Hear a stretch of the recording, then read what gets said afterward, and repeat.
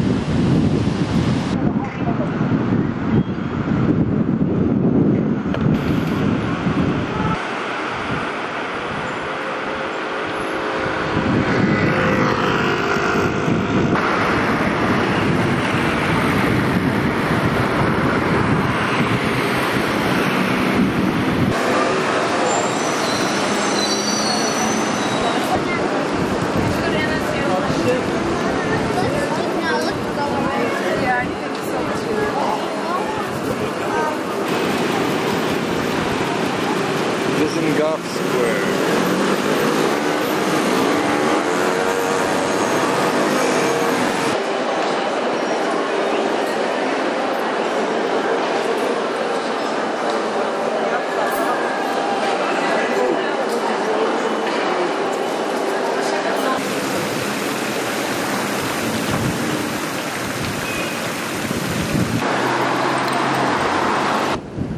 It's Wednesday, July 18th, and there's the city of Yafo, a sort of suburb of Tel Aviv.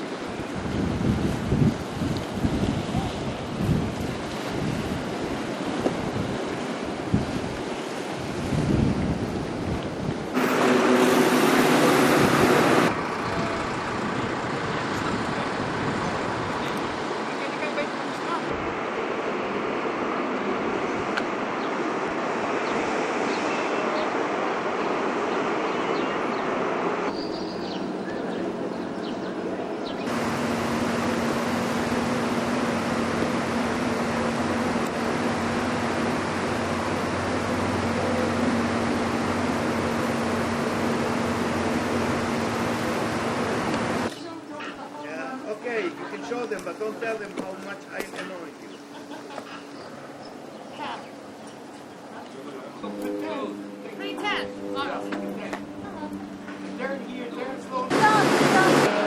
Oh, I gotta get a picture of you. You're famous. No words of wisdom? Come on, this is a talkie. That's it? What would you like? Go bar crowd, folks. Here we go. Hi, Marcelo. She had a chance to make it big more than once or twice, but no dice. And there's the room, and Pat is standing behind me for some reason. Anyway, there's our room. It's Thursday, July 20th, and we're on the bus from Tel Aviv to Jerusalem and Paradise. And from Jerusalem, we head to Jericho and the Allenby Bridge.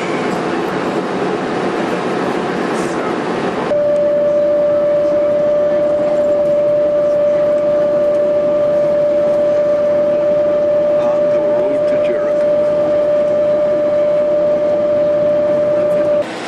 We're 5 kilometers from Jericho and about 15 kilometers from the Allenby or King Hussein Bridge. What time is it, honey? 9:14. We're in good time so far.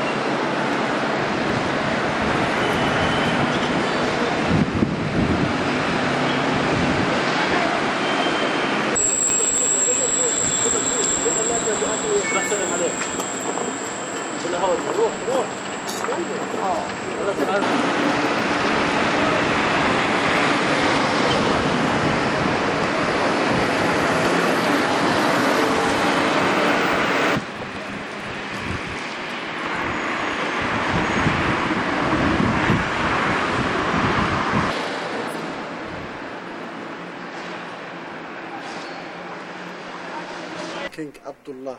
King Abdullah.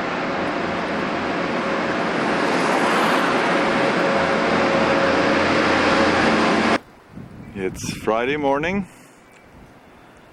and this is the view from Citadel Hill.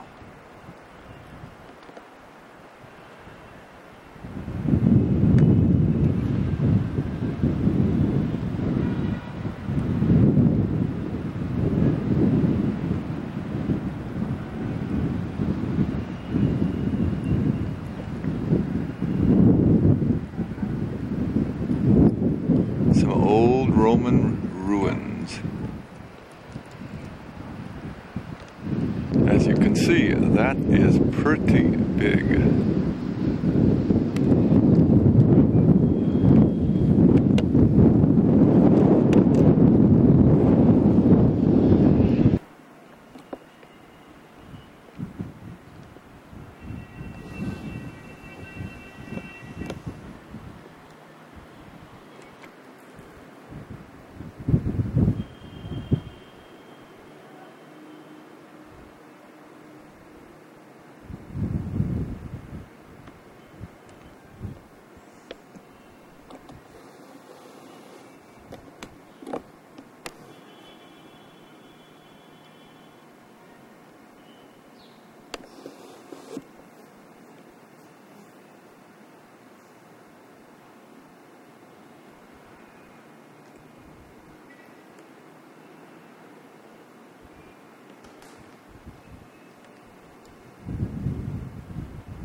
Pat was looking all over for one of Hercules' appendages, and there they are.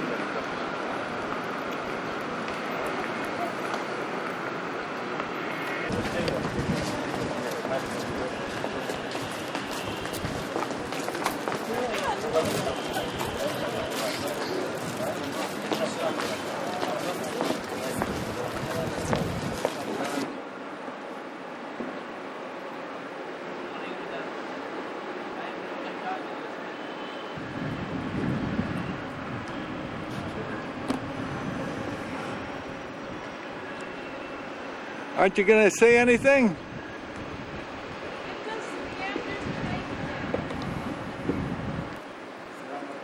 Friends, Roman countrymen, lend me your ears. No, dear. It works the other way.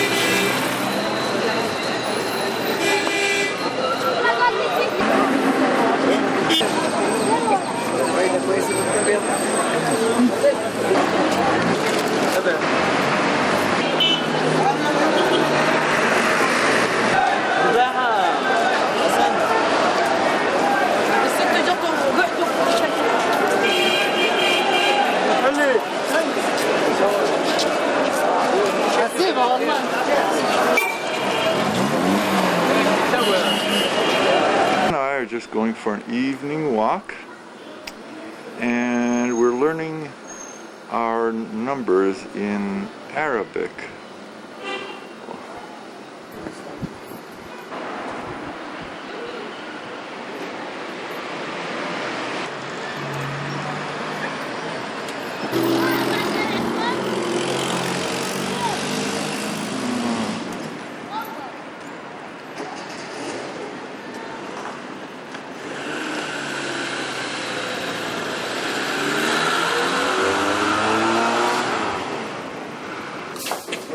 Shane and his bride. We are in a Stop and Save store.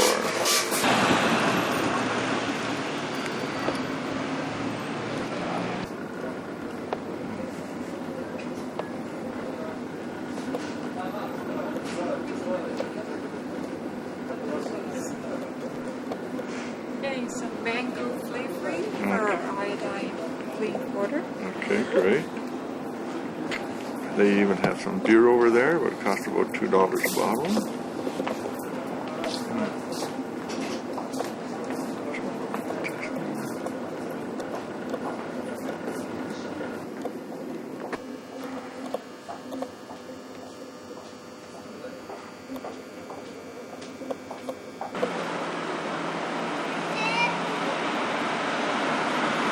Say Okay, something. okay, you? What's your name? My name Anas. Anas? What's your name? My name is Muhammad. And your name? Ashraf. No, yours? Muhammad. Muhammad, and your name? Ashraf. My name Ashraf. Okay. Say something to the children in Canada. Canada. رحت لها 3 مرات. Today, we're traveling from Amman to Jerash. أنا وصلت جراش على مدون أخضر لمهاجم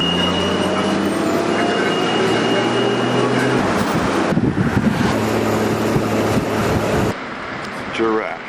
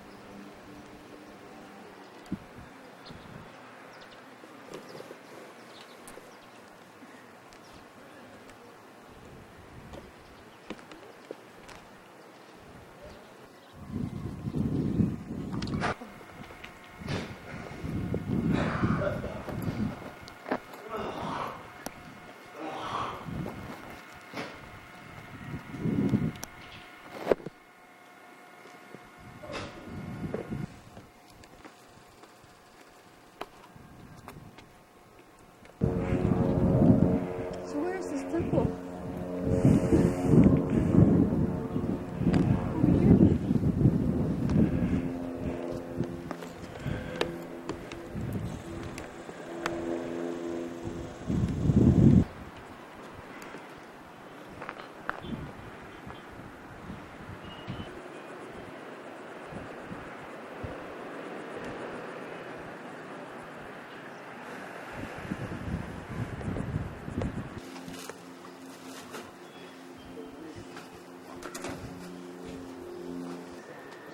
in Israel.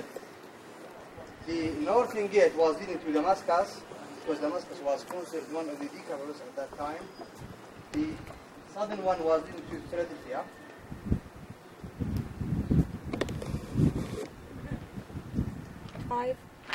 An attempt to destroy all likenesses and images in 720. Dolphin on the ground to the drainage here. And there was a half dome. It's the most ornate building which was built by Romans. It was built in the year 191.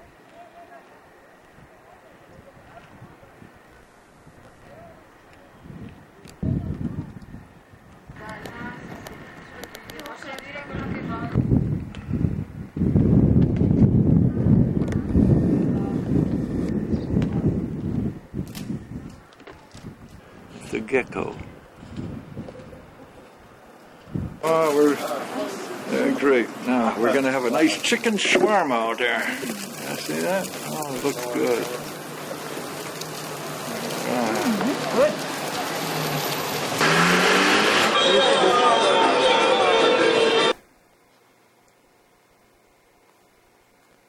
Today, we're traveling to Petra from Amman. July the 23rd, and we're heading in a service from Amman to Petra. Happy birthday, Peter, July 23rd. Arrived in Petra at the Sunset Hotel. Evening settles on Petra.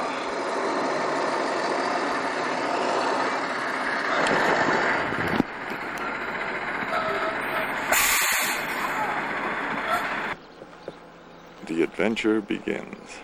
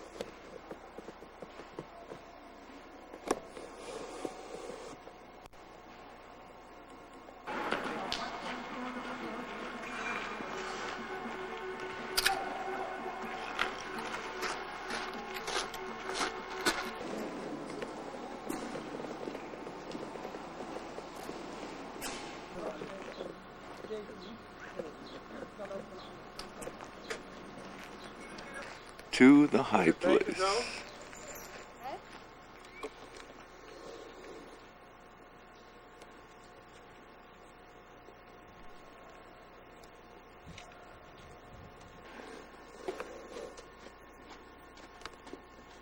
you imagine you go out of this palace and enter this corner street, you will see the old city. It must have been very, very special.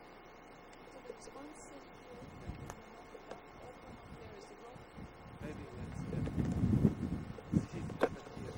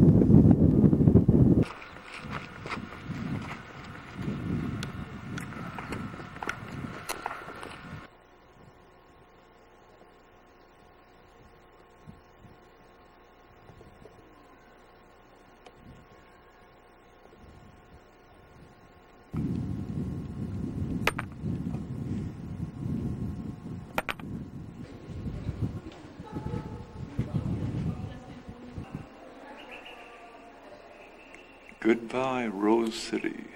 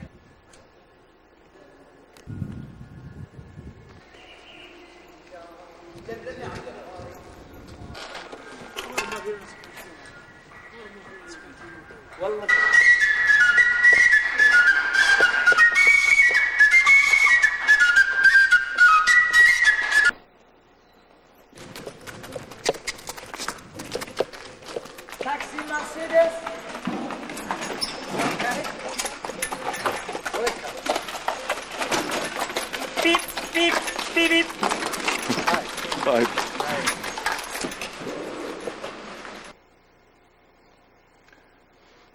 Today we're traveling to Wadi Rum.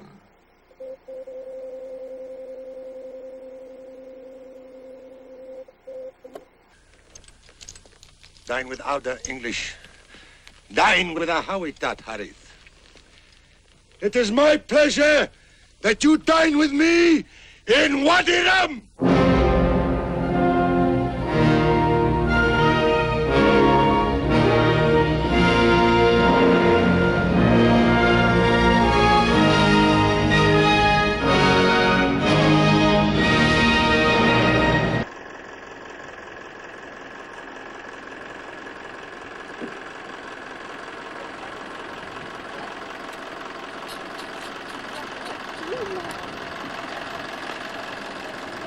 Nice.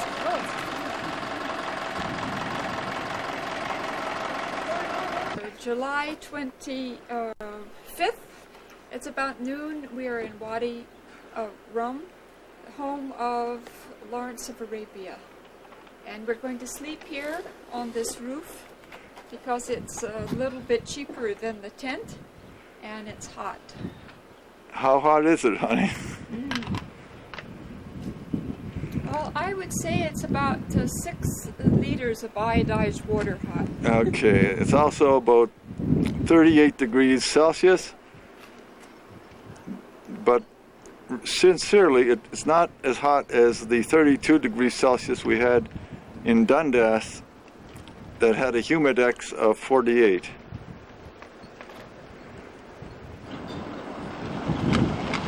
There's our residence on top, and we're eating. Eating? Bread. And what? And called fool. It's beans. Very good, huh?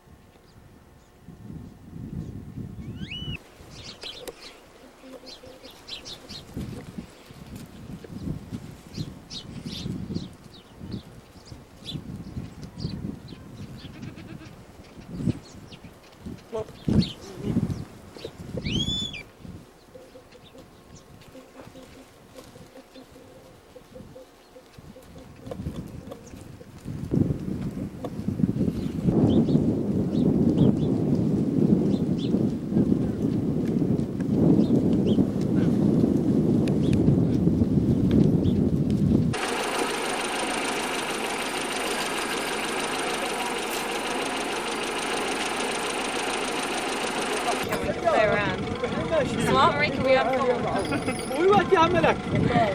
Cheers. تستاهل والله الصبر. Climb? Climb? No climb. This camera. Oh, for the film. Oh, these holes are for when they made the movie. Okay. This right, the camera. Yeah. Slowly. You are there more.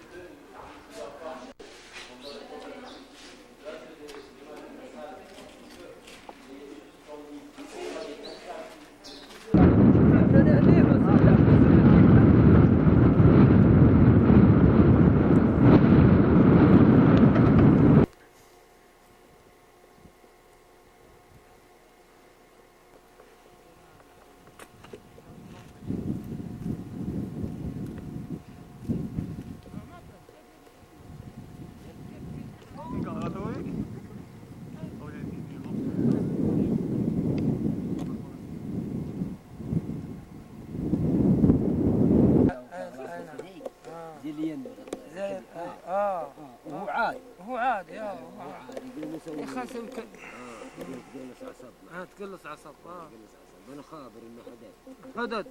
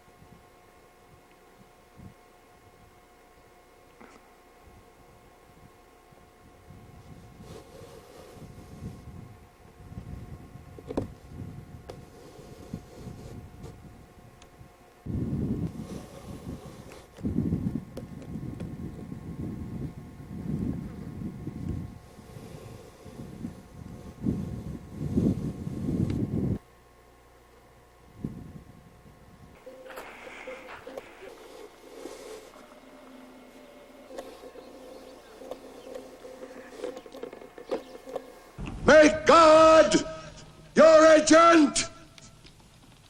Aqaba!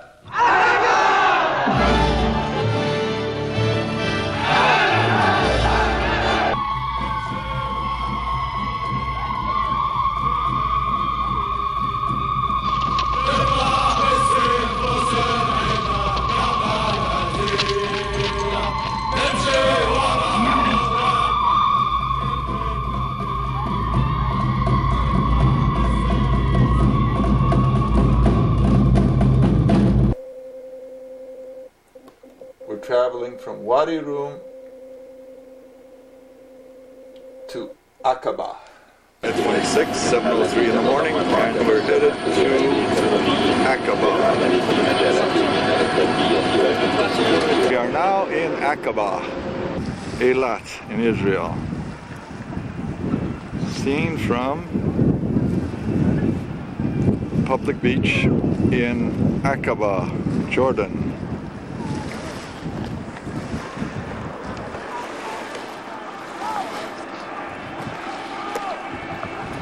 And there is the rest of the public beach, and you see the town of Aqaba.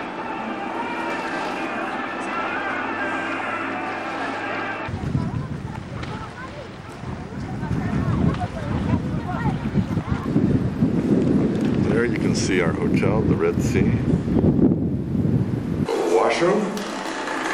And you know what that is for you non-European types. That other thing is referred to as a bidet.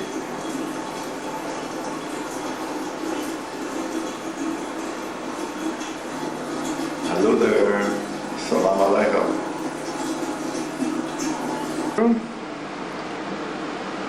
Our lovely air conditioner, very needed. It's even hotter in the evenings in Aqaba.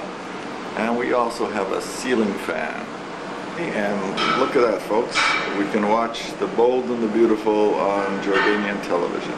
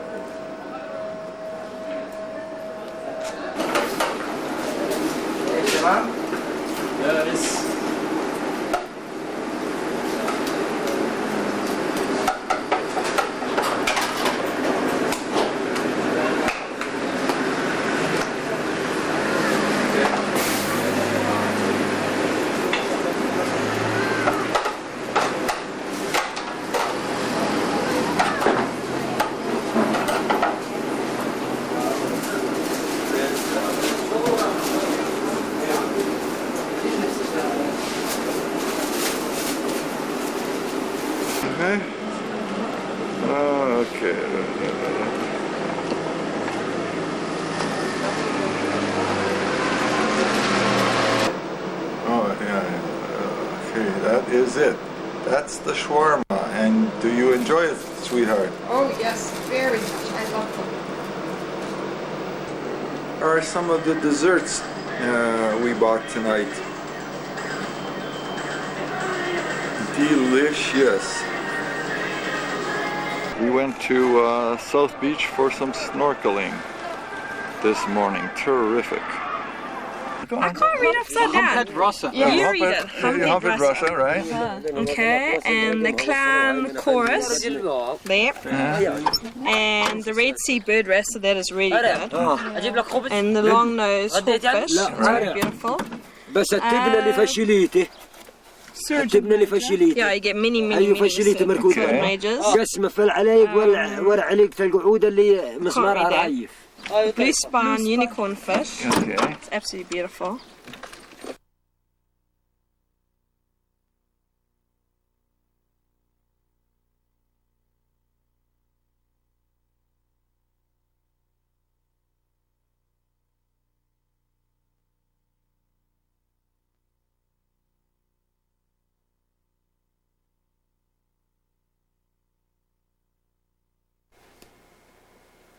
We're off by boat today from Aqaba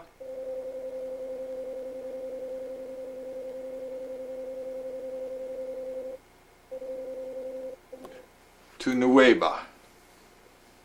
We're aboard the ferry from Aqaba to Nuweiba.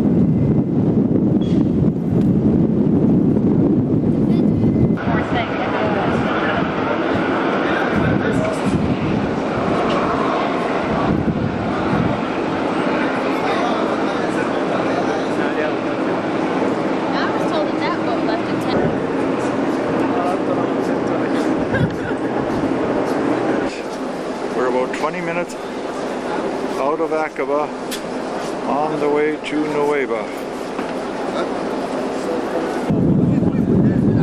Ahead lies Nuweiba and a bus to Cairo.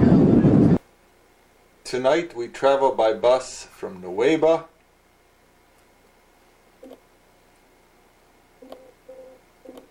through the Suez to Cairo.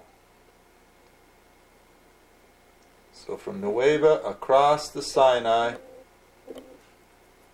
through the Suez, and off to Cairo. This morning we're going from Cairo by train all the way to Luxor. Our train for Luxor will be leaving in a few minutes, and we've got first class accommodation in this particular coach.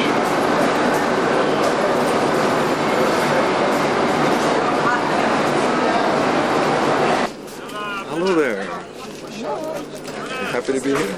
I am very happy.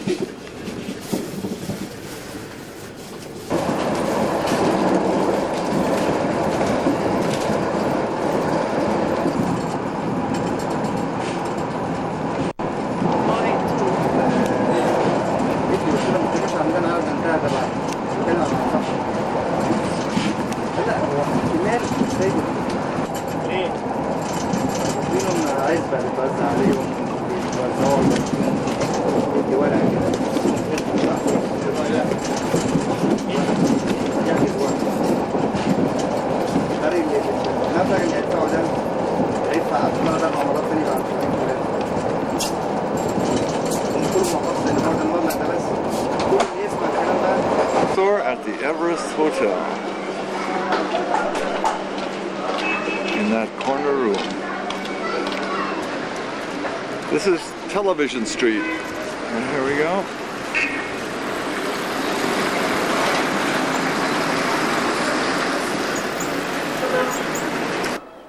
Okay, say hello.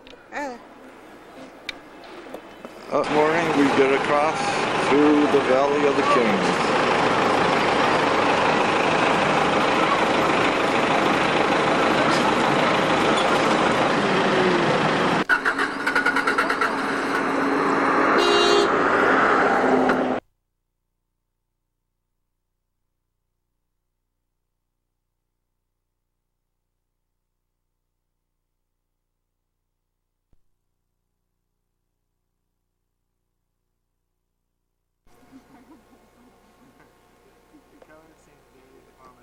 The Valley of the Queens.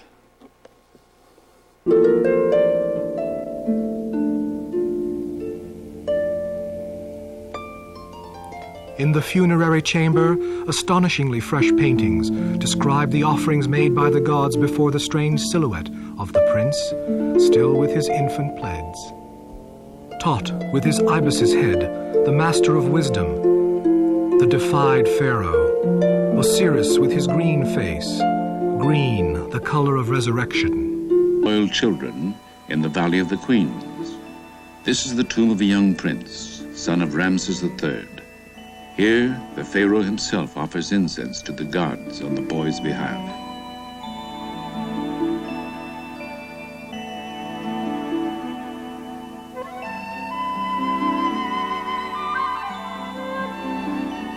In these touching scenes, the pharaoh leads his 9-year-old son into the presence of the divinities of the underworld.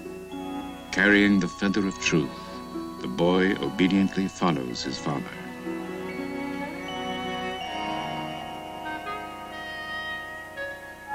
These may be the last moments of what was imagined as the endless ages in which Nefertari would live on these walls. This was the woman with whom Ramses believed he would go through eternity, to whom these words were written. The princess, rich in grace, lady of affection, sweet with love, mistress of the two lands, songstress of the beautiful countenance, greatest in the harem of the lord of the palace. All that you say will be done for you. Everything beautiful according to your wish. All your words bring contentment to the face, wherefore men love to hear your voice. These tributes speak to us of love and hope, a people and a civilization that soared brilliantly and then was eclipsed.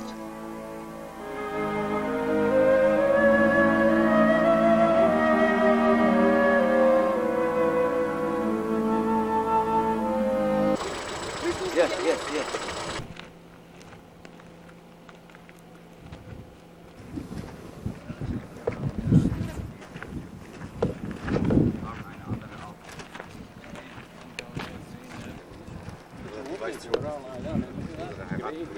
Schon erledigt. Hat sich schon.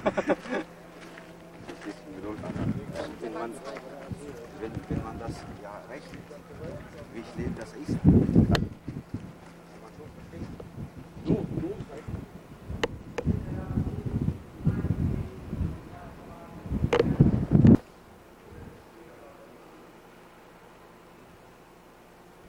You see him to the right.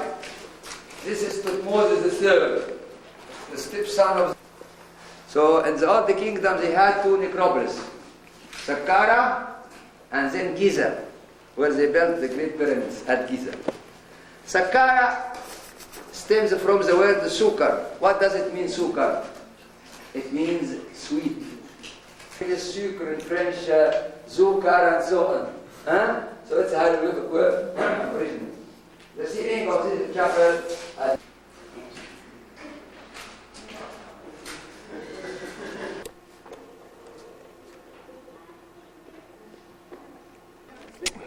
The Valley of the Kings. Please, no video. Brief visit to the Valley of the Kings, and here we're ready to go to Sharm. Here we get ready to go to Luxor.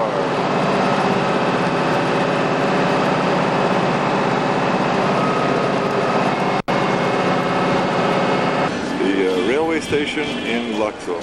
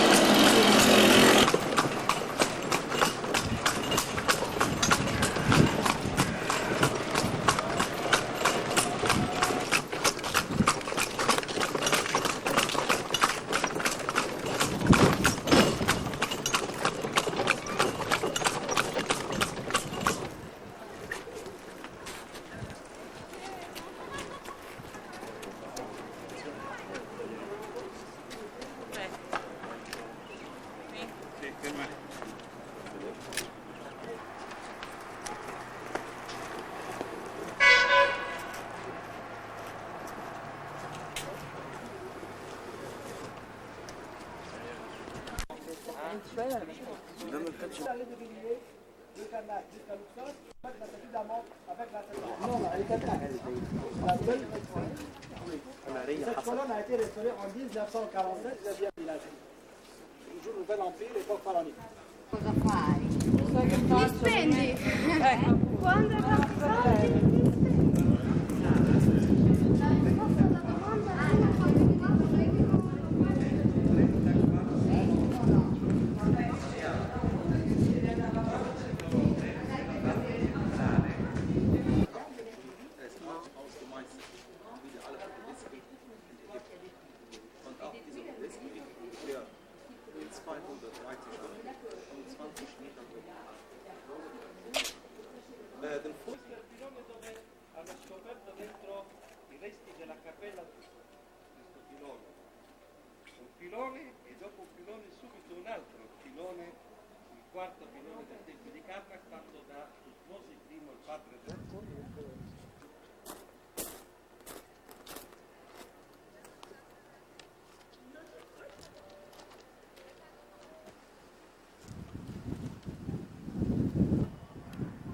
¿Me están violando?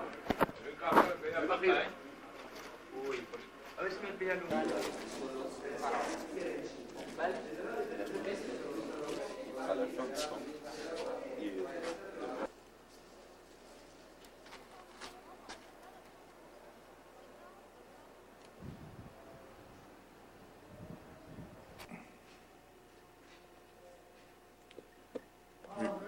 We found a very interesting hieroglyphic. It says, "Is OJ innocent or guilty?" Stay tuned to the Egyptian National Network.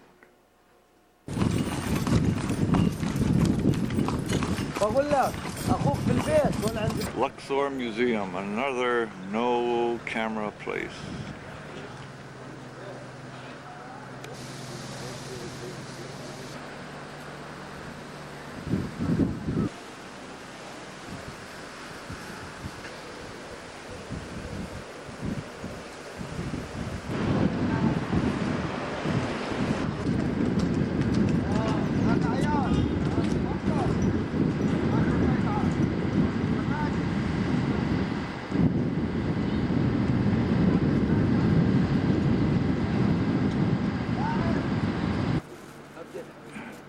Go ahead, honey. If you fall in, I'll get you on video. Excuse me, come and you said it.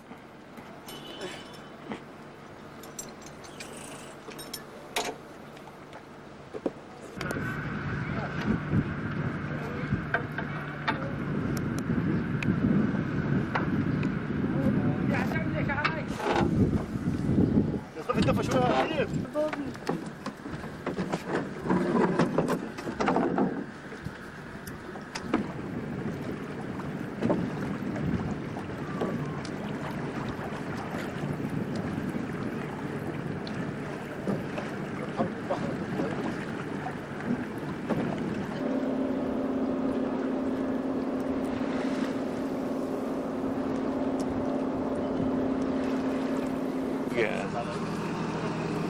We're heading out to Banana Island. أصلا ورا ولا قدام؟ لا هي محتاج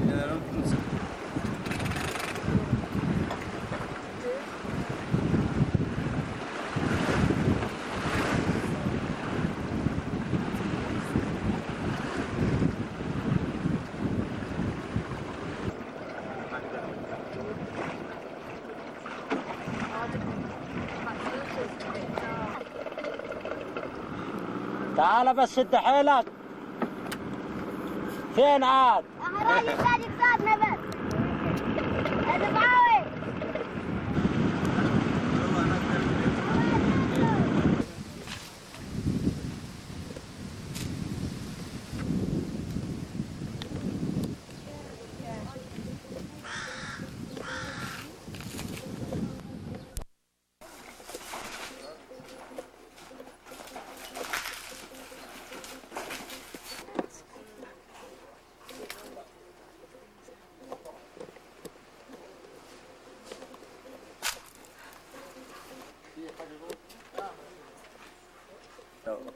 Josie's quite alright. She's satisfied with me. She's interesting for me, you know. She really likes me, you know. But she don't want to say in front of her friend because she don't want to feel sad and guilty.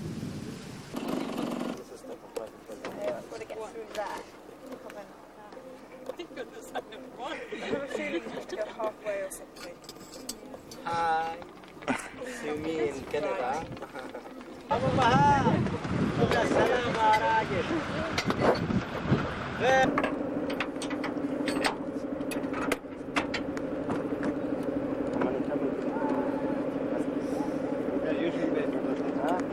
You pay now.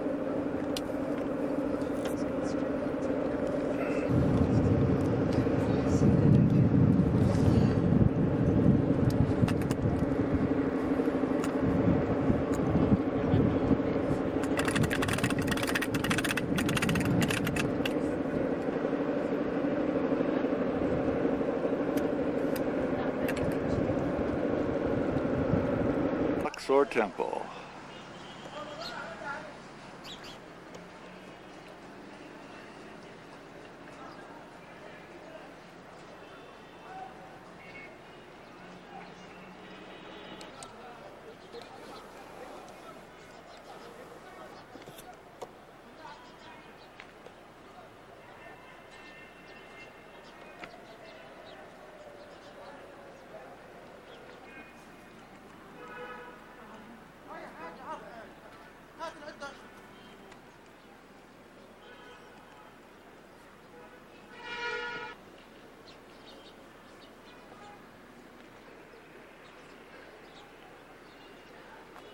Obelisk has been taken to the Place de Concorde in Paris.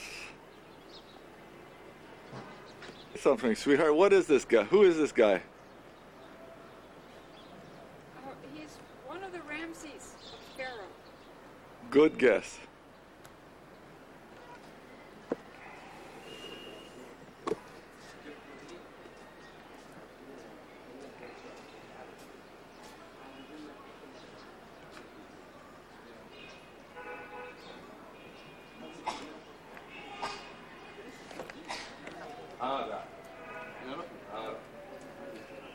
انت تتحرك 2 ونص 2 3 لا بعد تمثيل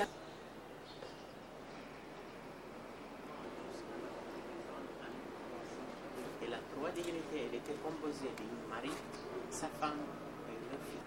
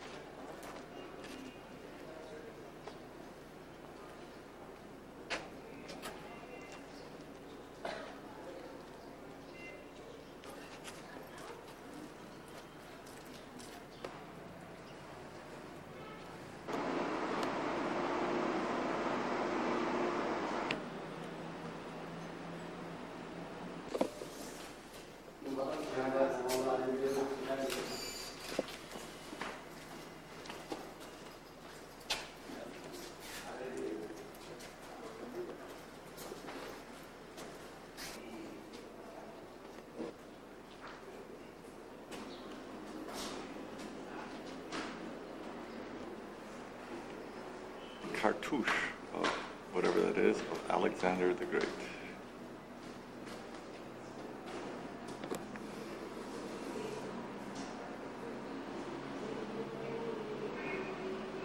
Hello, sweetheart.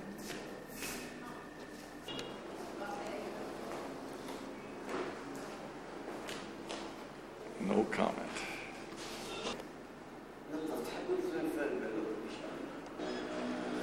Latin inscription to Julius Caesar, and although my Latin is very poor, it probably means we speak of brave and somehow wonderful Julius Caesar, who probably, this says, bravely defeated the Thebes, etc., etc., etc.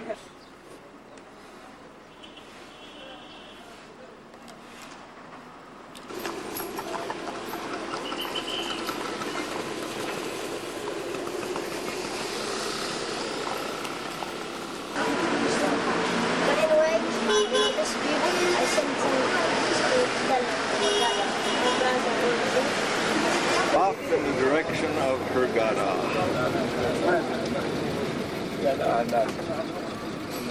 Green associated with the Nile turns to brown desert as we travel to Hurghada.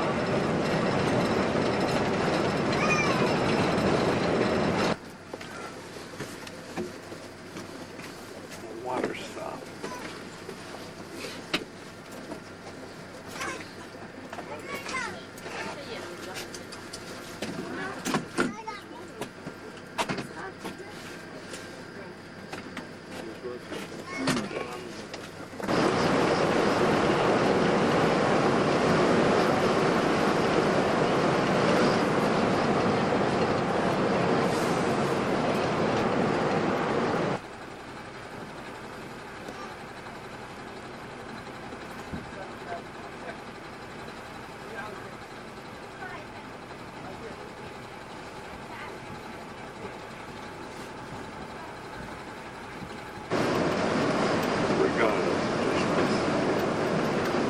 Wednesday, August the 3rd, and we're in beautiful Hurghada.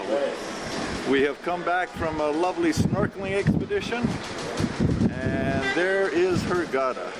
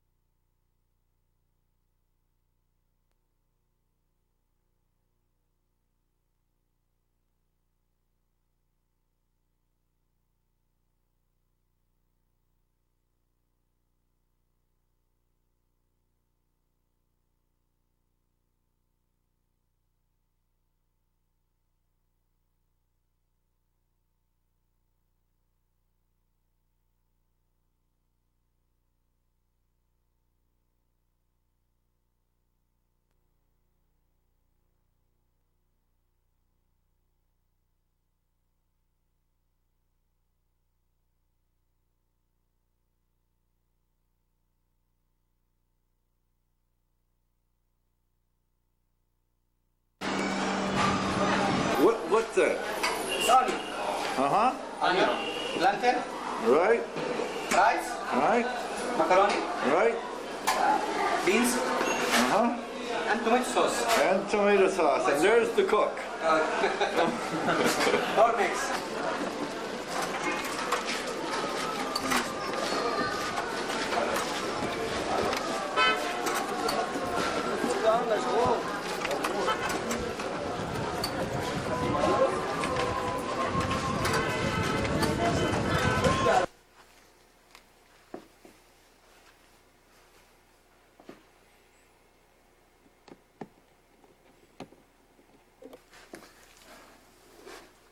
This morning we're going by minibus from Hurghada up this coast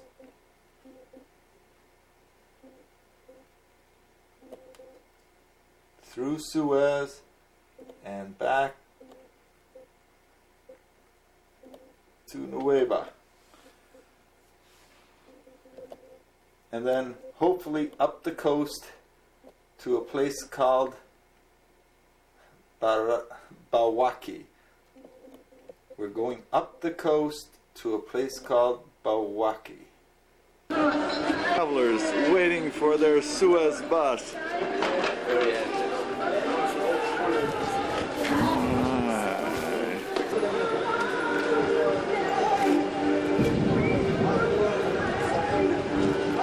On a minibus to God knows where, somewhere in the region of Sharm Sheikh and Dahab.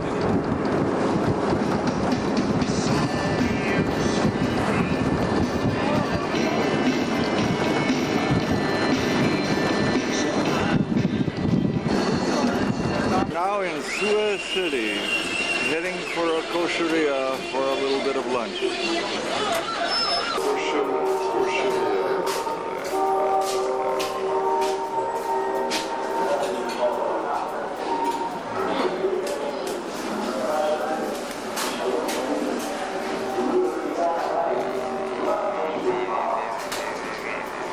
Canal. We're going through the tunnel under the Suez Canal. Any other corrections? There it is, folks. It's the Sinai Desert. Biggest beach in the world, or one of the biggest beaches.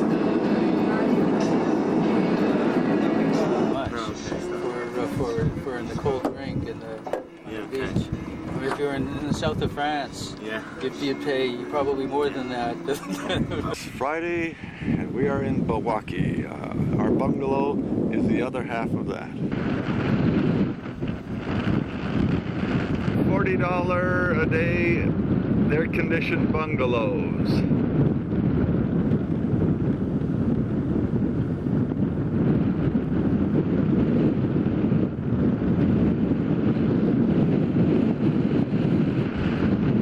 Dining area inside.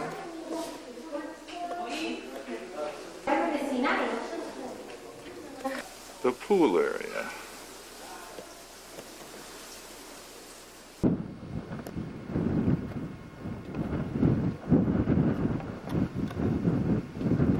Lovely beach it is.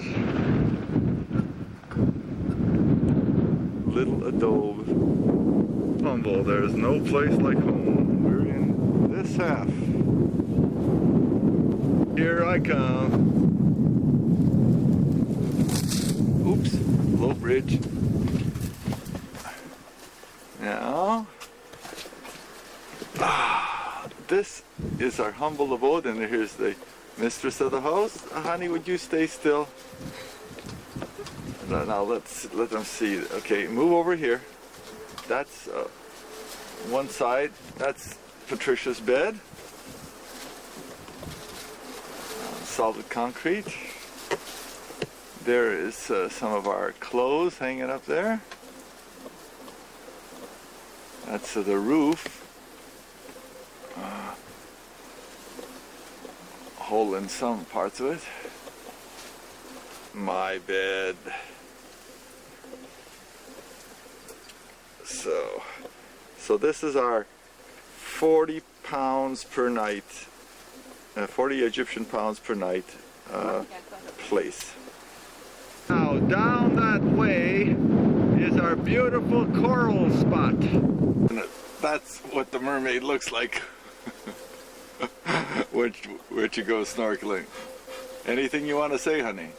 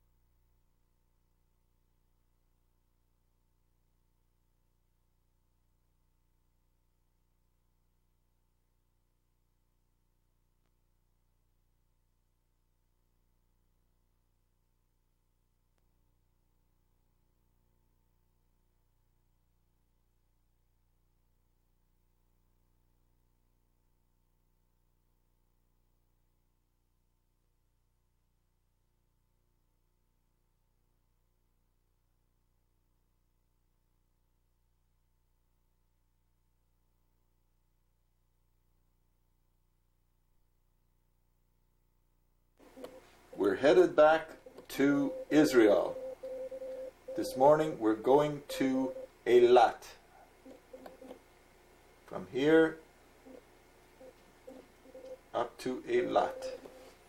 It's 6:20 Sunday morning and we're waiting for the bus. There's Bawaki.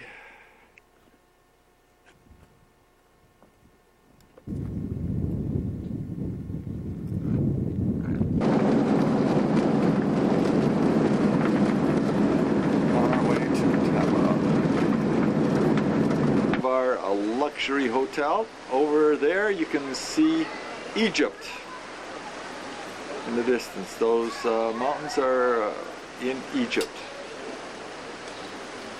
And of course, here's our beachfront.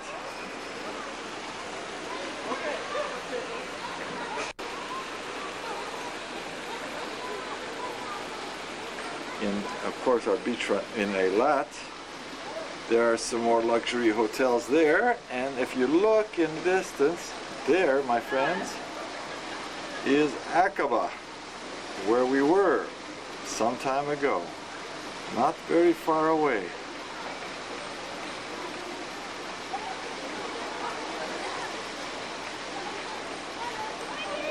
There's the coastline in Jordan.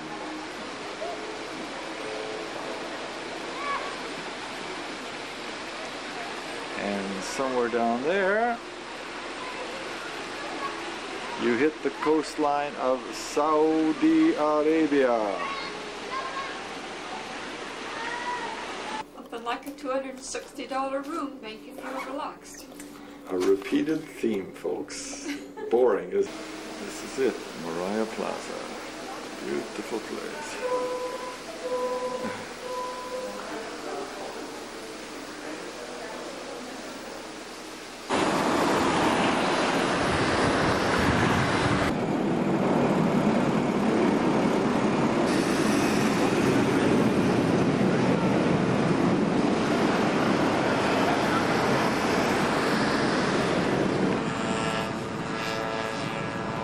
The bus station. And we're on our way to Yerushalayim. Well, it's on by bus to Jerusalem. From Eilat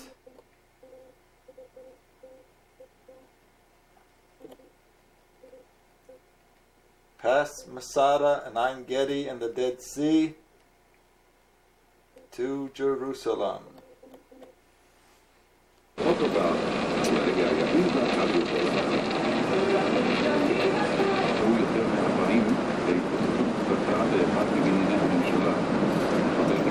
Ein Gedi.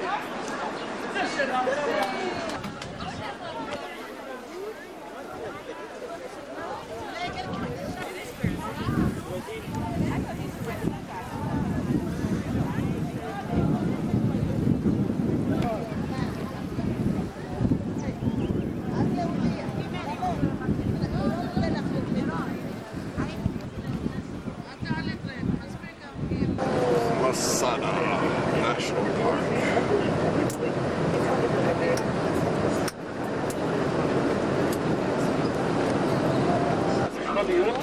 Junction of Jericho.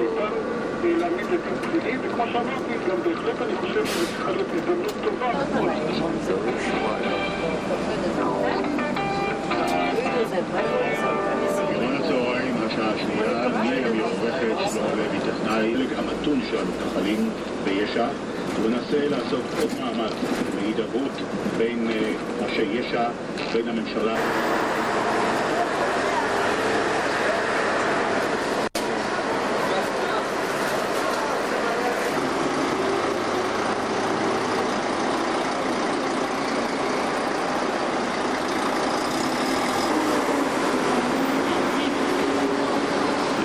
City.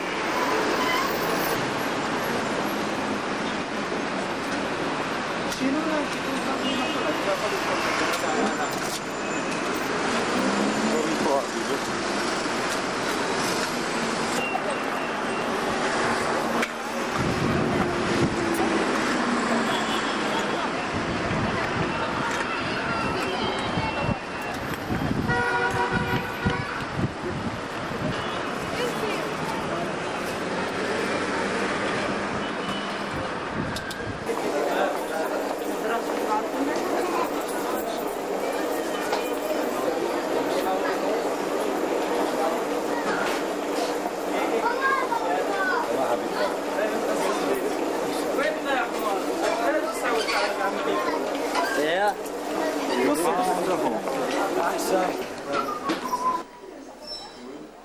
هنقضوا عند احكي لك عند مين؟ عند ابو نتفي.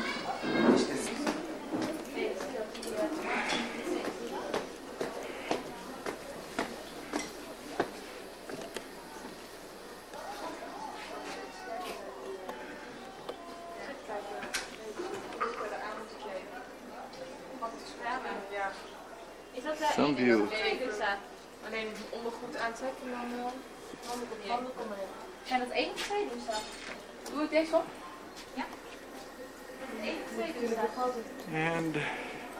And 2 zijn er. here's our accommodation. Dan hebben jullie tussen. A little different from our place last night.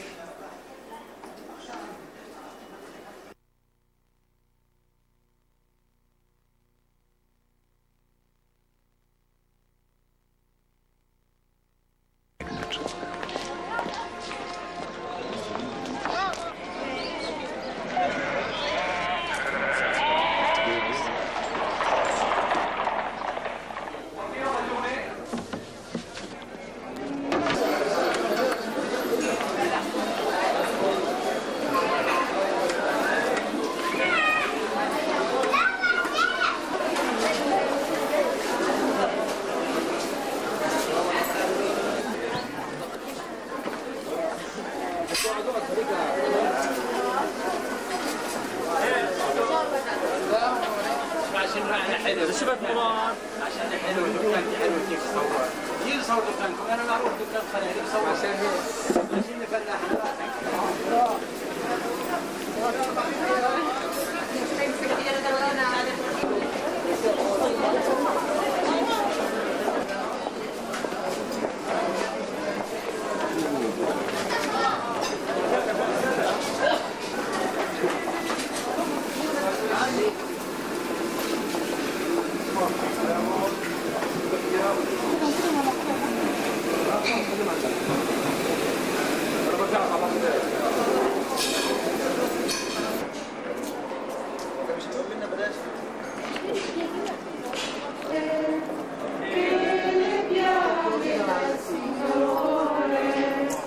Siano impresse nel mio cuore.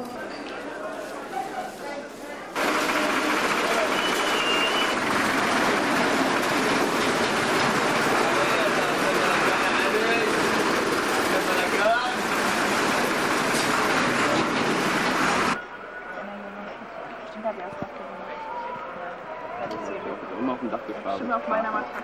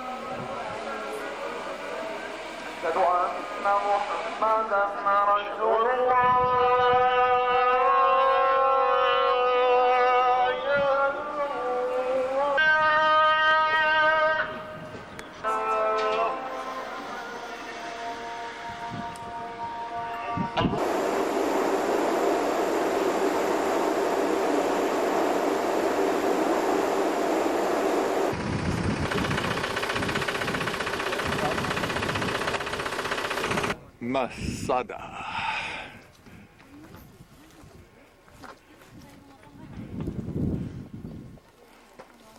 Down there.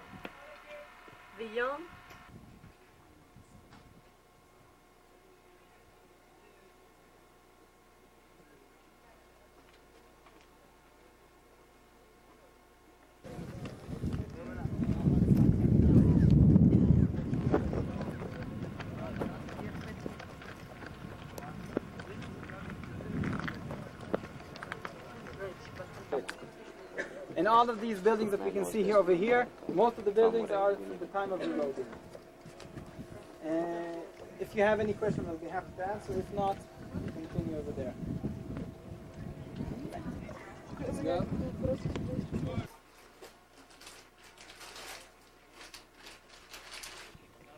Down we go again on the snake path.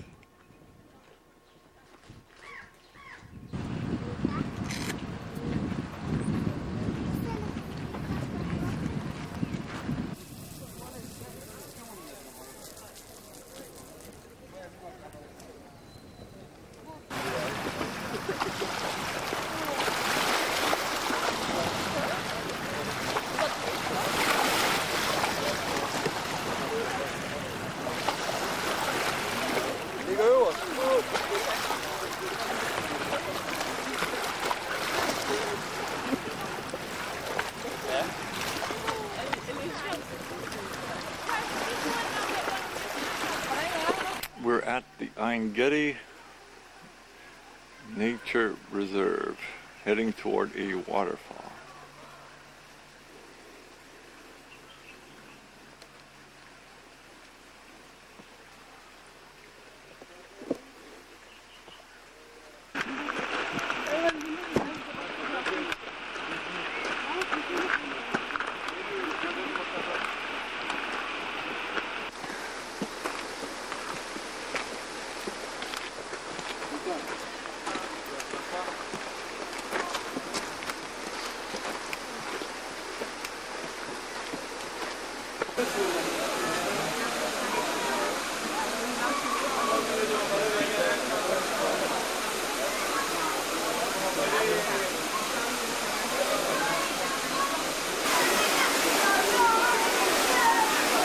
Not much to see, but this is Qumran, where the Dead Sea Scrolls were found. And who knows, could have been right up there.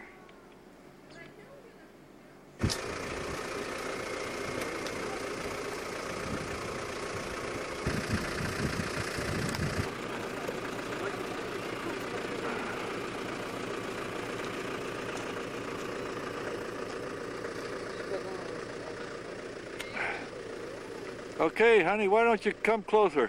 Where Jesus was tempted by Satan to show his stuff. And Jesus didn't bother.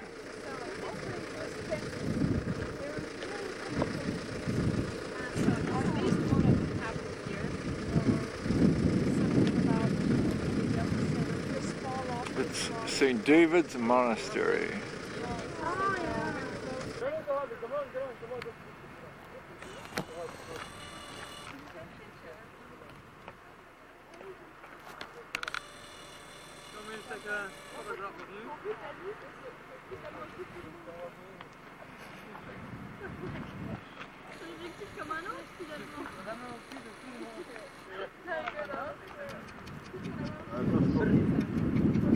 Shalaya.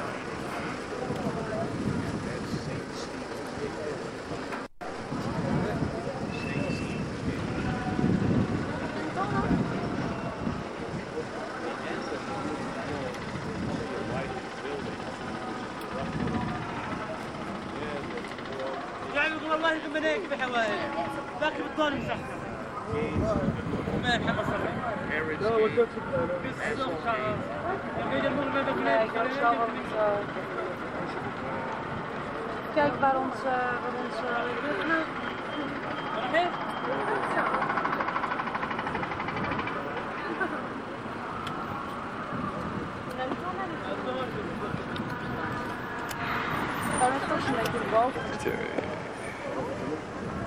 No, I don't want to ride a camera. I don't want to post. Don't shout. Don't shout. Don't shout. No, I don't shout. Don't shout. I'm just trying to make pictures, okay? Don't shout. I'm not shouting. Silent. No, we make our last thoughts picture.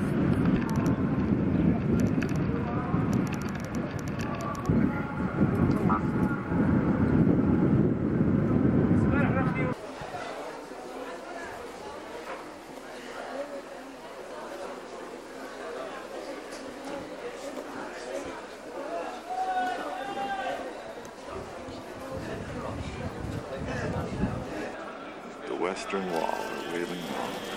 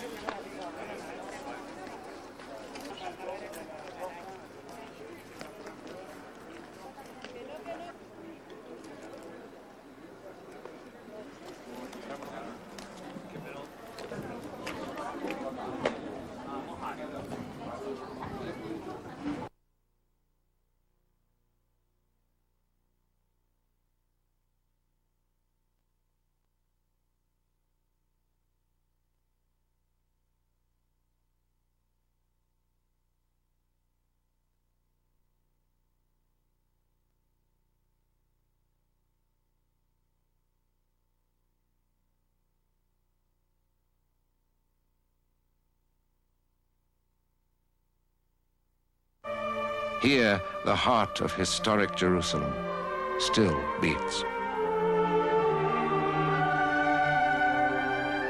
Its ethnic religious quarters cling to the sites that give them life.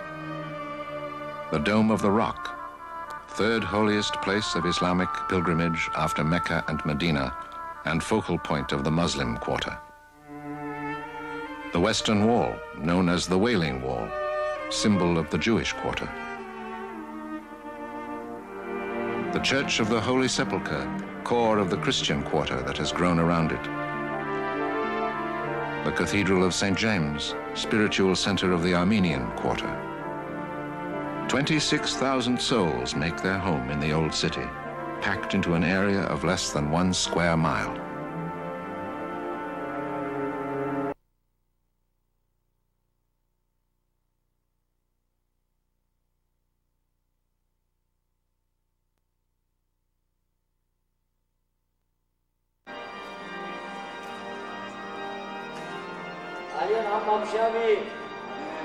The Holy Sepulchre.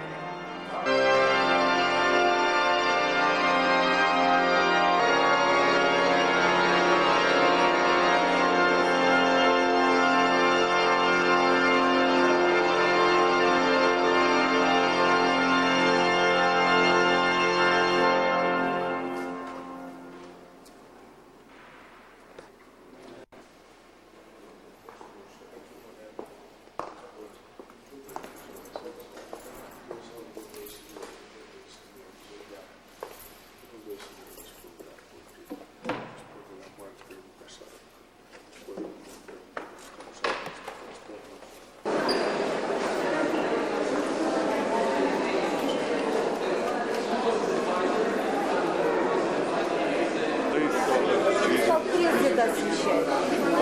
Для Бахмута мы советуем. Church of the Holy Sepulchre.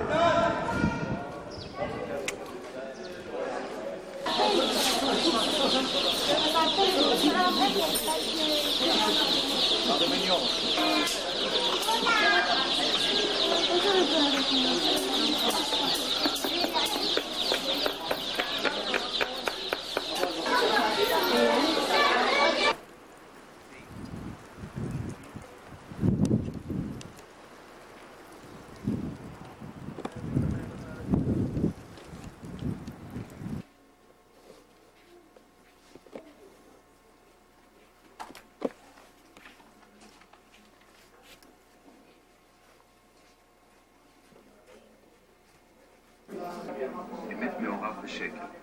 איננו יודעים מה להאמין ומה לא, ומצבנו מנקודת ראות של האכילה הולך וגובר.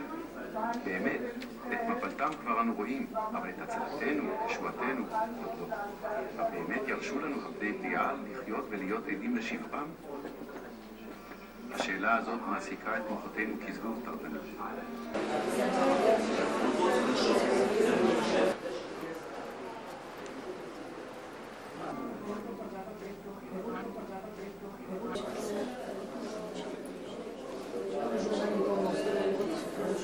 The Parliament building, the Knesset.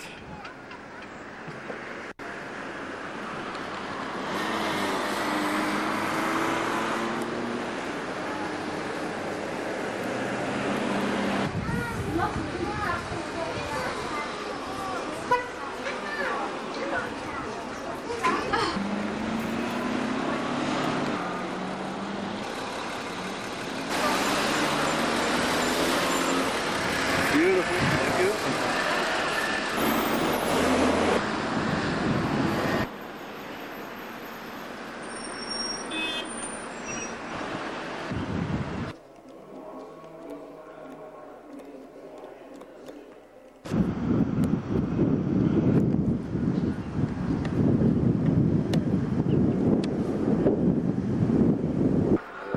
Yeah, but it's actually pretty good. It tells you. And I read it, but I obviously wasn't.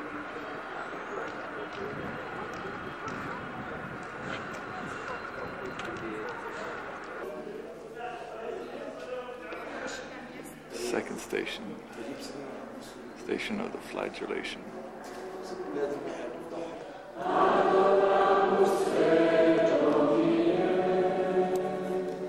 Adesso non chiuda su di me la sua bocca.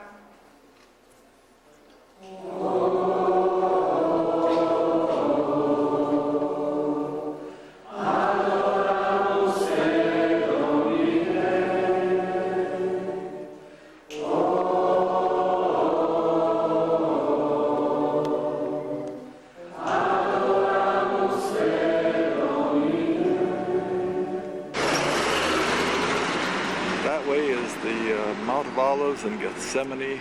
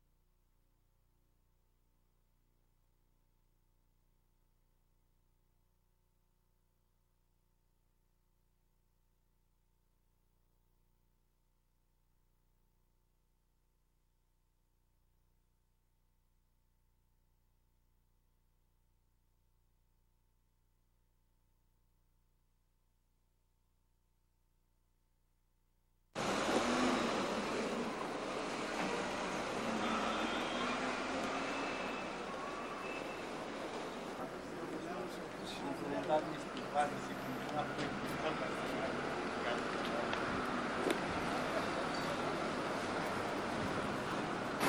is Saturday, August the 12th, and we are on our way to Bethlehem.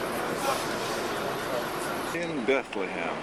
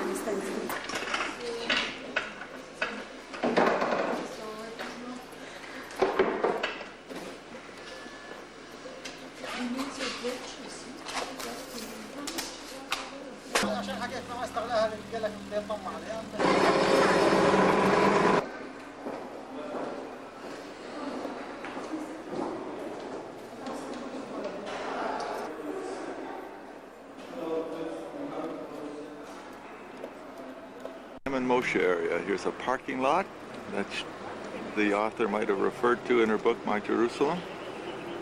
And strangely enough, there's a windmill for the Jerusalem Music Festival. And there's a little parking lot over there.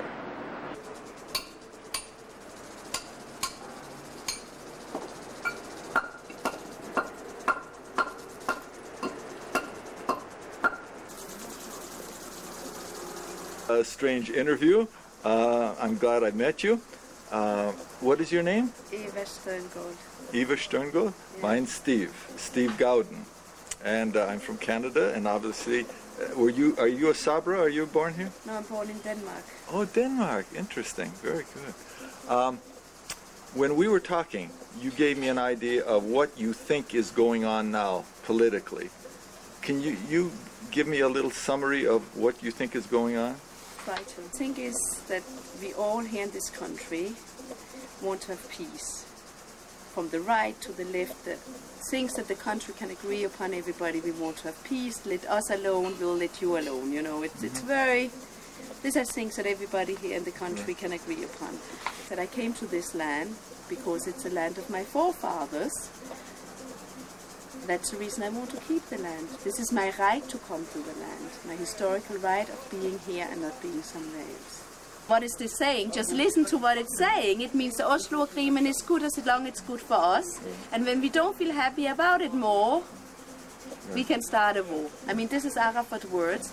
And I think it's the government's biggest mistake, which already happened in the government before when the Intifada started and the kids, because they sent out their kids, started to throw a stone. You should have expelled the whole family immediately. I have lived for many generations as a Jew in a Christian country, and I have behaved after the rules, and there have never been any frictions. I knew that is my right and that is not my rights.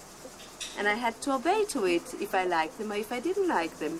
Problem, I think, between Israel and its Arab neighbors is that we are basically very different in values. Our values are different, our way of life is different, and that's a big problem. It doesn't have a constitution. So there should be a constitution which makes, you know, it's not when you live together, this is a Jewish country, right? Yeah. So if I start to say that Arabs can come and vote, they will always vote against the Jewish interest. I mean, if you start them to say they want to make their own nation in the country, etc., as long they follow the constitution, there should have been a constitution in the country, and everybody who follows this constitution belongs to this country. He will have as much right as me, he will have as much right as me, because there is the constitution who said what we have right to, and he should just follow the constitution. Well, look, you have been a most gracious host. I really appreciate this, and as I said, it was an unusual request, but I like doing unusual things sometimes, so thank you very much. Okay, and you're welcome. We're walking down to the house where Bron and Rainey lived. That was one fascinating interview.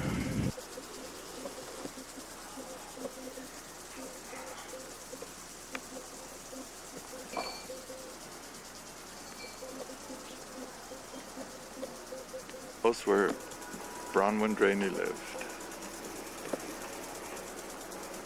I'm in motion.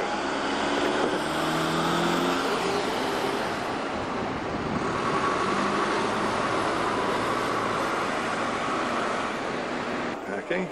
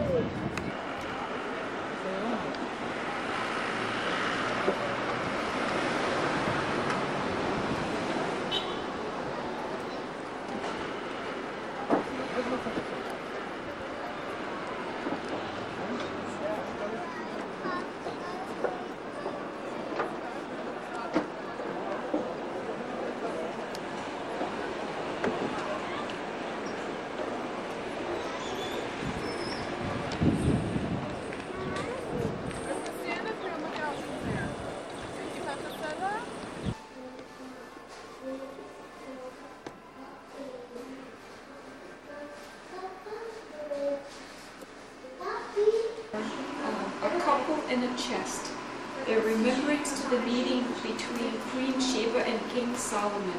Ethiopian Jews believe themselves to be the descendants of this encounter. The Israelite version tells that the chest is placed near the couple's bed. When one of the couple is interested, he opens it.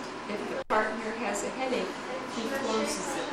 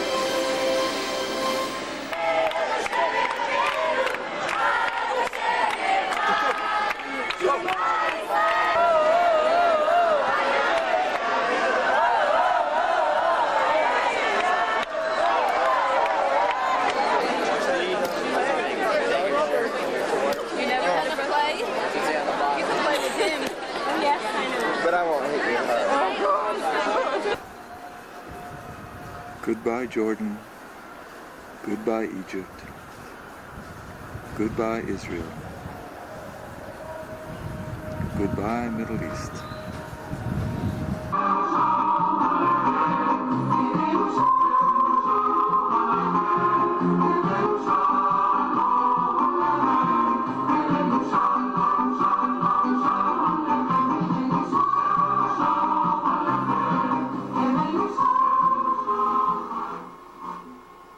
I'm glad I met you. What is your name? Eva Sterngold. Eva Sterngold? Yeah. Mine's Steve Gowden. And I'm from Canada, and obviously, are you a Sabra? Are you born here? No, I'm born in Denmark. Oh, Denmark. Interesting. Very good. When we were talking, you gave me an idea of what you think is going on now politically. Can you give me a little summary of what you think is going on? Try to. Yeah, go ahead. Okay. What I think is that we all here in this country want to have peace. From the right to the left, the things that the country can agree upon, everybody, we want to have peace. Let us alone, we'll let you alone. You know, it's very... These are things that everybody here in the country can agree upon. I think that this government who came into to a train who is moving, and it cannot stop, and it has to stop and see what is really going on. I came, you asked me before from where I was, I said I came from Denmark. My family is 9th generation in Denmark, and we came after Jews were thrown out of Spain in 1400s, and they came to Denmark walking through Europe. So the only reason I came to Israel, the only reason as a Jew who doesn't know anti-Semitism, it's not because I'm thrown out like it happened to many other Jews, many places, persecuted, etc. I can only talk opposite about the Danish population.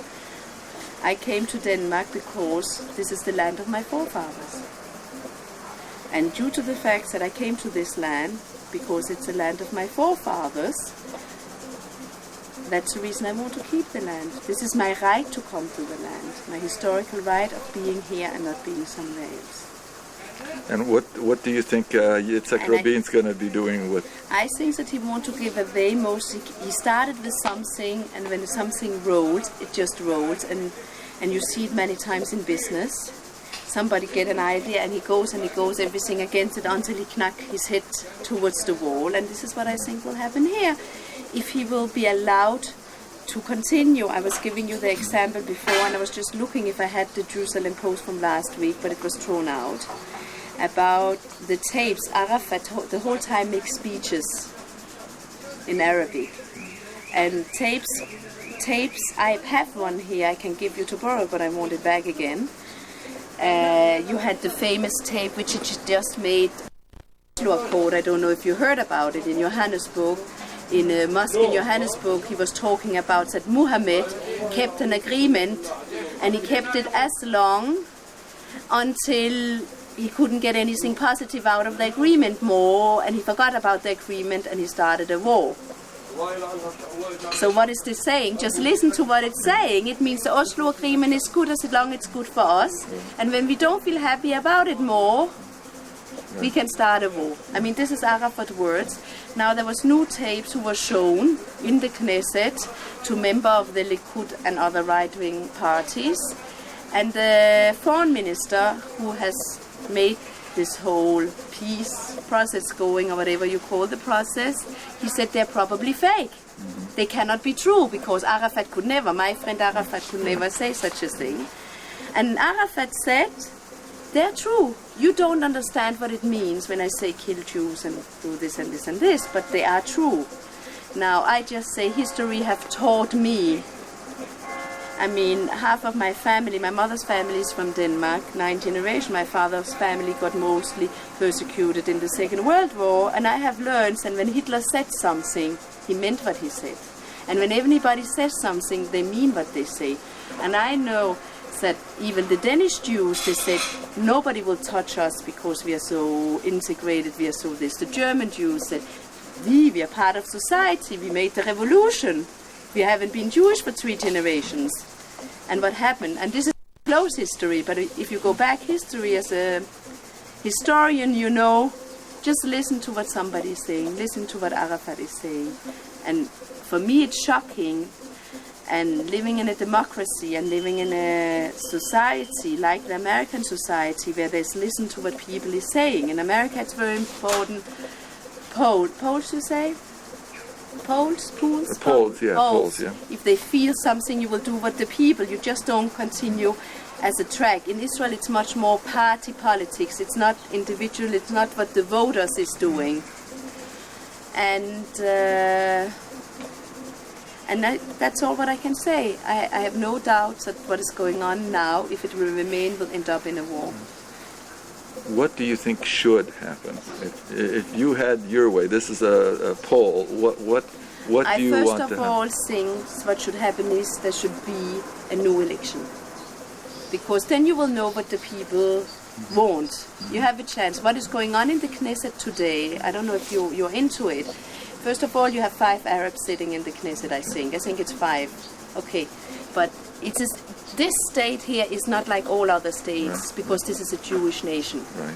It's different, and you have to accept that it's different. The religion is very, very important part of the political process. The Danish is a nationality. Here it's a religion who made the state of Israel, not a nationality. So that's first of all. A normal Arab would never always vote not what is in a Jewish interest. That's normal. That's normal. Then you have 2 people from who was voted in a party called Tomet, or 3 people, that 2 of them are sitting in the government today, who changed party. Okay. So that means that what the people elected 3 years ago is not how the situation of the Knesset is today. It's a lot of party politics. Yeah, you know, party politics and things like this. So, for example, the people who went over from one side to another. I know somebody who supported this party and is so angry because he said, I would never have how they vote today.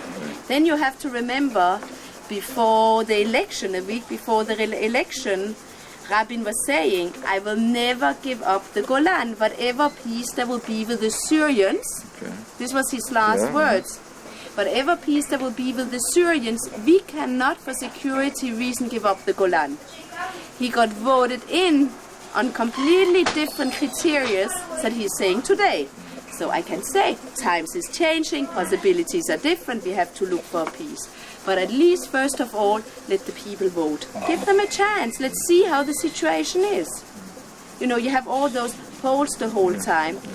Are they right or not right? I don't know. The last poll was, I think also last week, like 72 or 73% of the population said, and I don't say that everybody agrees with me of it, but they said there has to be a referendum before signing the next step of the Oslo Accord.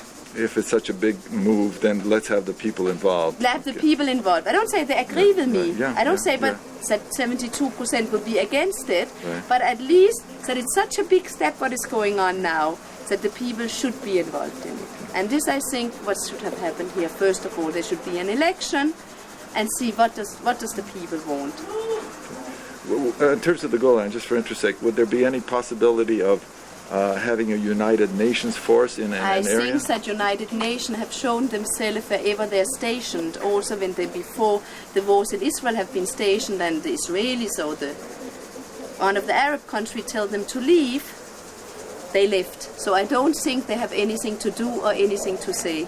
Because they don't have the power. They're a peace. No power. They're there. If the Syrians tomorrow wants to make war, they will tell them, please leave, and they will leave. Yeah, right. So it's ridiculous. I think for the meantime, I think Assad is not at all interested in having a peace or doing anything that the Arabs on their own.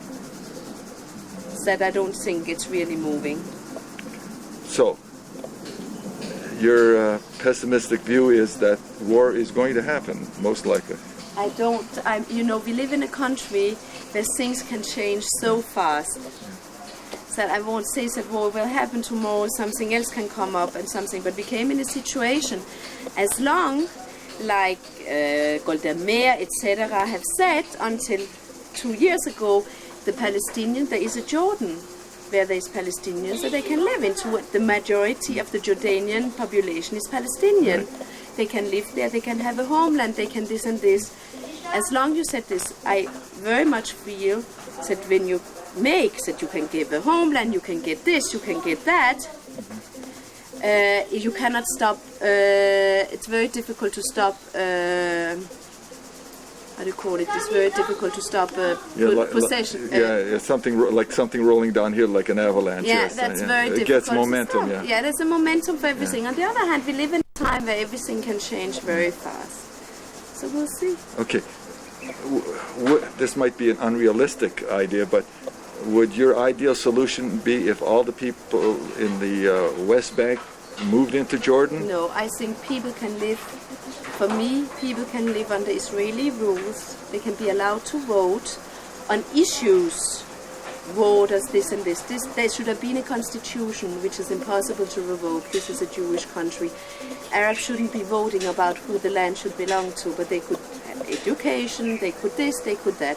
Whenever, and I think it's the government's biggest mistake, which already happened in the government before, when the Intifada started, and a kid, because they sent out their kids, started to throw a stone, you should have expelled the whole family immediately. I have lived for many generations as a Jew in a Christian country, and I have behaved after the rules, and there have never been any frictions. I knew that is my right, and that is not my right. And I had to obey to it if I liked them or if I didn't like them. What were your voting rights there? Were they complete in Denmark?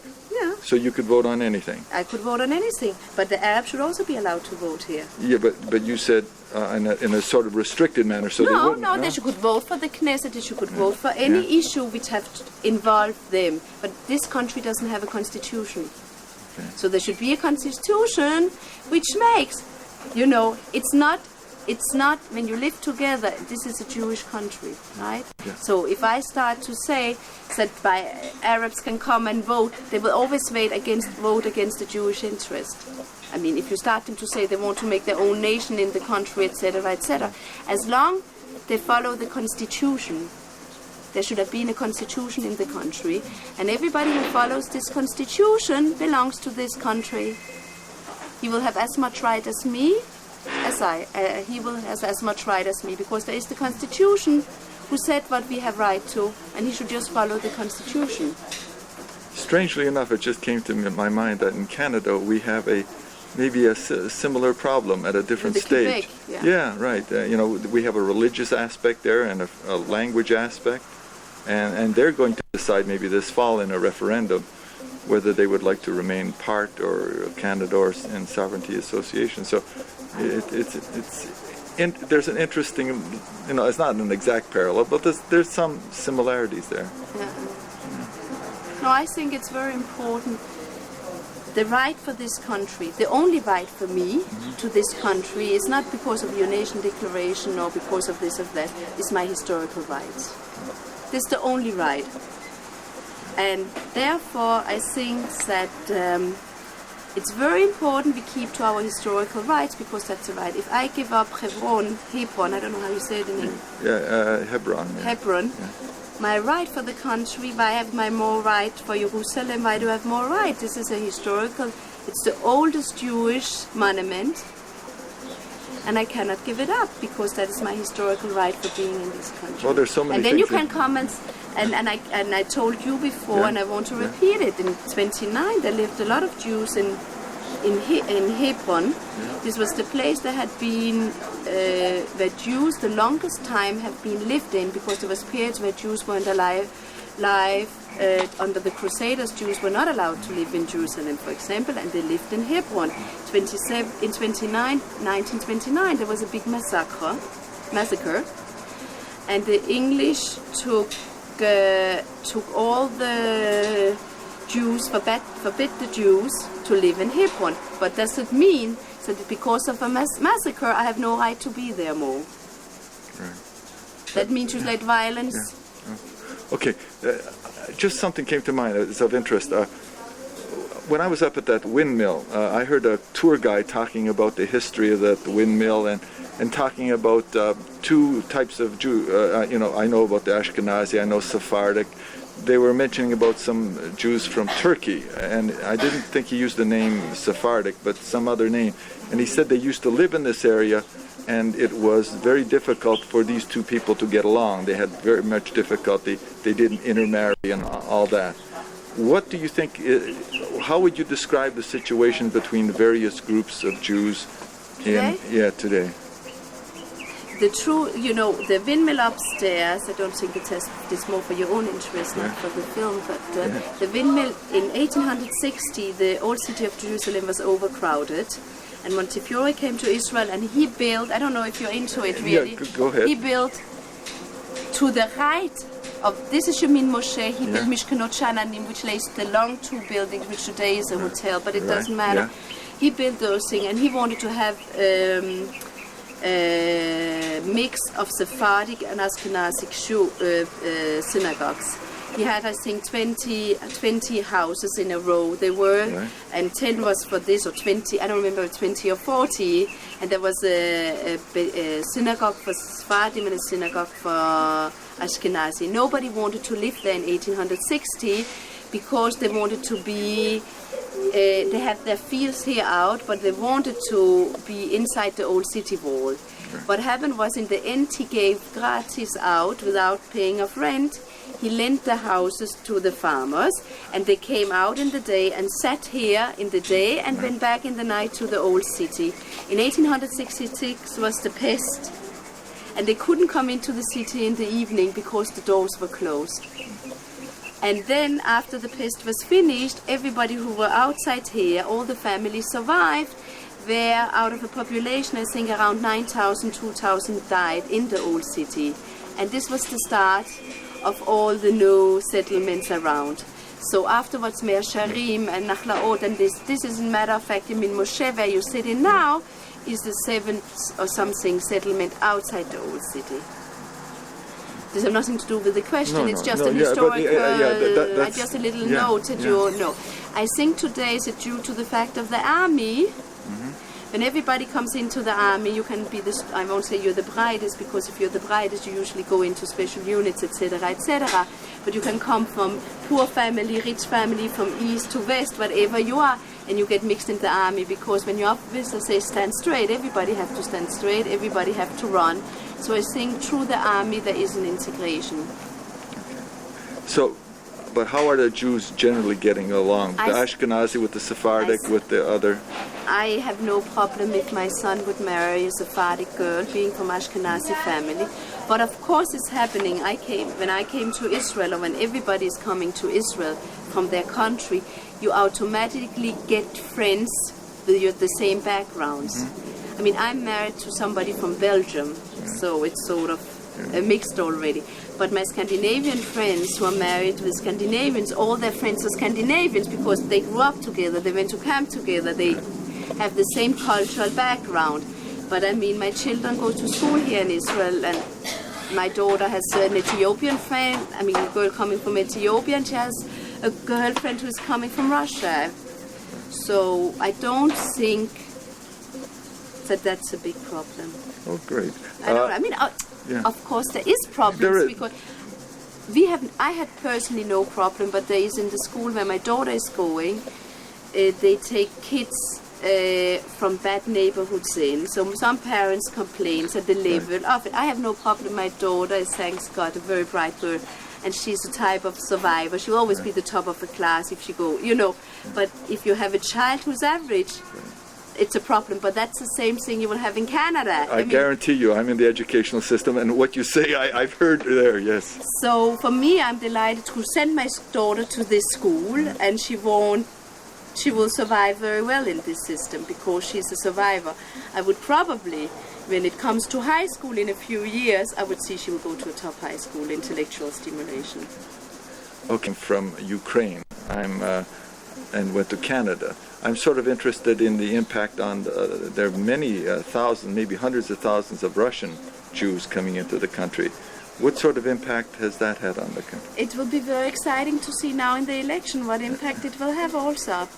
Are they going to vote as a bloc, or? Nathan Sharansky, Yeah, right, He's yeah. going to make his own party. He's forming his own party now. Should be interesting. So it's interesting to see. I remember in the around 75, 74, 75, and there was the first influx of Russians. The Russians were very unsatisfied here. Because I suppose it's very difficult to come from a system where they in one way is cared for you completely, where you here have to work for your earnings. They don't know. Right. Yeah. They have a job and they will remain in a job there. Everything is obvious. Here you have to fight for your place in university. Here you have to fight for this. Here you have to that.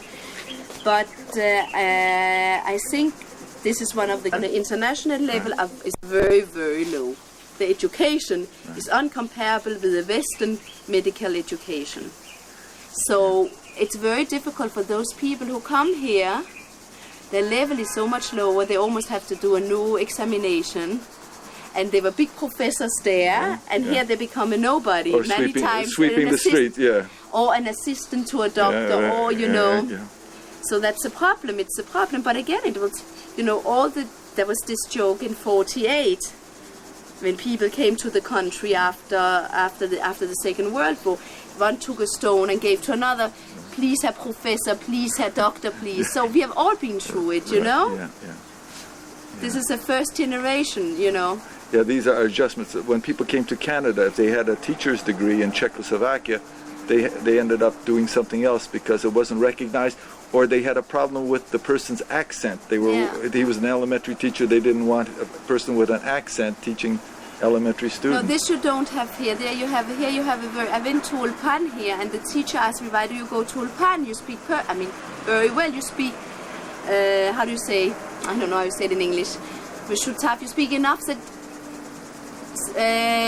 that somebody else can understand you, So I said, yes, but if I need a job and if I needed this, I would like to know the language better. And she said, this is the muscle in Israel. So there's so many immigrants who they don't speak a perfect language that you can... Right. This is not the problem here. It's a mentality problem, they have completely another mentality. But there's so many mentalities, and it's a melting pot. What can I tell you? A melting pot. Well, America's a melting pot. Canada certainly has had its share, and Israel is having its share. For sure. And those Jews from Russia, they didn't come because they wanted to come to Israel. You have a few. I was just together, I don't know if you know Yosef Begun. No. He was together with Natan Sharansky. There was a group of Ida Nudel, Mendelovitz, Yosef Begun, who was very known prisoner of Zions in Russia. He was 10 years in prison for teaching Hebrew. So that's a person who came to Israel because he wanted to be in Israel. He believed that the place to be in, even so he politically also had many disappointments. He was saying to me this week, you say Stalinism is finished, it came to Israel. This is the way he observed the situation. Right, yeah. But as a whole, I think there's a natural integration. It cannot be in one day, but it being exactly like my children are going in school. My daughter is studying law here in university in the Hebrew U. She's studying together with a guy who came from Latvia 2 years ago. She's finished first year now. And the first year he was learning the language, etc. He's an extremely bright guy. He comes in, he has the same possibilities as everybody else, and he will integrate. So, if we can only get that other situation, I don't know if we can get it resolved, but if it can just, everybody would like to see peace in the Middle East, and I hope you have a chance for it. I hope. I mean, if the Berlin Wall can come down, if communism can go down the tubes, maybe there's some hope here. What I wanted to say is, do you remember, just before the communists went down, people, I don't know if you're into business, but in the business world, people was talking about that the gold reserves, that the Russians would put their gold reserve on the market, and it will turn everything upside down, the whole economical war. It come out, there is no gold reserve at all. They have no gold. You know what I mean? Right. So you don't know. You never know. But we are not in the problem, a basic problem, I think, between Israel and its Arab neighbors that we are basically very different in values. Our values are different, our way of life is different, and that's a big problem. That's a big problem. The mentality is very different. I hope the business mentality, there's an overlap there, and it's well. I hope the business, and if they see economically it can be beneficial for both. But they don't want. This is what I told you before. They feel that Israel is superior, and they're afraid to commit themselves with Israelis because then they're afraid that they will lose ground. And I don't believe in it. As I told you with the peace with Egypt, there is absolutely zero business relation with Egypt today.